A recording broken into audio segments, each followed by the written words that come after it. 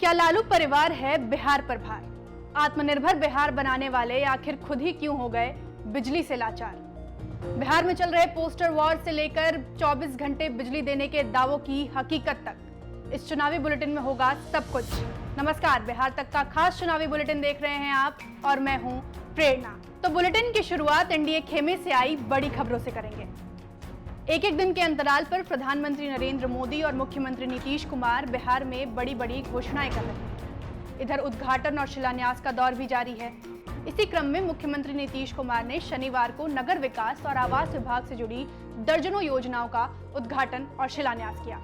इनमें मुख्यतः गांधी मैदान में 6.98 करोड़ रुपए की लागत से बनाया गया mega screen, Patna smart city के तहत 15.97 करोड़ की लागत से integrated command and control centre भवन का शिलान्यास, बिहार शरीफ स्मार्ट सिटी के तहत 102.94 करोड़ की लागत से integrated command and control centre का शिलान्यास शामिल है। सेवा सप्ताह के तहत संबित पात्रा के बाद बीजेपी के राष्ट्रीय प्रवक्ता शहनवाज हुसैन आज बिहार पहुंचे।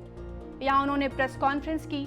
प्रेस कॉन्फ्रेंस के दौरान शहनवाज हुसैन से एक सवाल किया गया।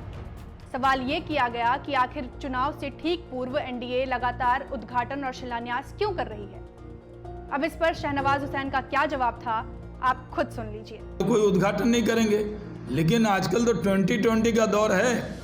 लास्ट ओवर में जो चौके छक्के लगते हैं वैसा मार रही है हमारी सरकार। क्या शहनवाज हुसैन यहाँ ये कह रहे हैं कि एनडीए बाकी के 19 ओवर में पर्याप्त रन नहीं जुटा पाई, इसलिए आखिरी ओवर में वो उद्घाटन और शिलान्यास के जरिए चुनाव जीतने की कोशिश कर रही है? अब तक एनडीए में एलजेपी और जेडीयू के बीच सीटों को लेकर तनातनी चल रही थी, लेकिन अब हम के अध्यक्ष जीतन राम मांझी ने नीतीश कुमार के सामने 8 सीटों पर अपना दावा पेश कर दिया है।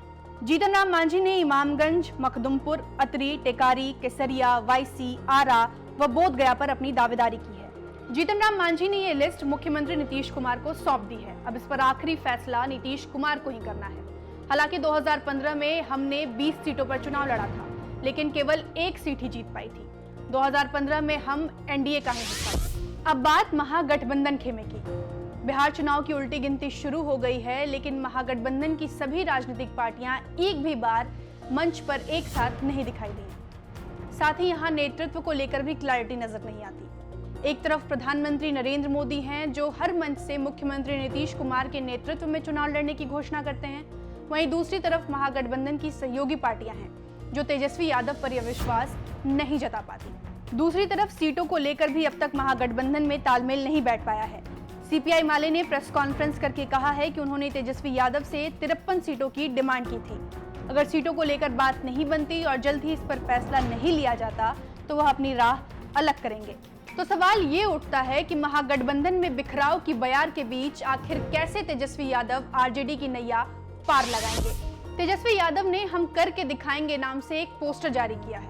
पोस्टर में कई वादों का जिक्र है, जिसे वह बिहार विधानसभा चुनाव जीतने के बाद पूरा करने का दावा कर रहे हैं। इस पोस्टर में विद्यार्थियों के लिए बेहतर शिक्षा, युवाओं के लिए पर्याप्त रोजगार, किसानों को संपूर्ण कर्ज मुक्ति, हर गरीब हाथ को काम, महिलाओं व लड़कियों को सुरक्षा, कुपोषण से मुक्ति, बेहतर स्वास्थ्य व्यवस्था, अपराध मुक्त बिहार बनाने की बात कही गई है।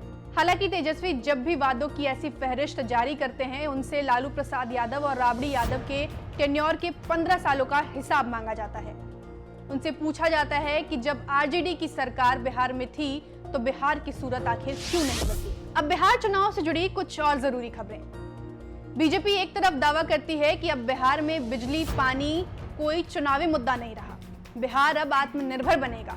लेकिन बीजेपी के इन दावों की पोल तब खुल गई जब बिहार के दरभंगा में शहनवाज हुसैन पहुंचे। शहनवाज हुसैन यहां सरकार के कामों को गिनाने पहुंचे थे। वह माइक के माध्यम से सरकार के काम गिना रहे थे, तभी बिजली चली गई। बिजली काफी देर तक नहीं आई, जिसके बाद शहनवाज हुसैन को जल्दबाजी में यह कार्यक्रम खत्म करना पड़ा। पटना के इनकम टैक्स चौराहे पर एक बेनामी पोस्टर आज पूरे दिन चर्चा में रहा। इस पोस्टर में लालू परिवार पर कटाक्ष किया गया है।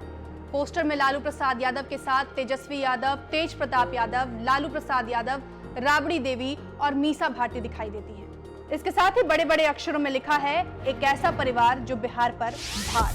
जन अधिकार पार्टी के राष्ट्रीय अध्यक्ष पप्पू यादव ने आज प्रेस कॉन्फ्रेंस की।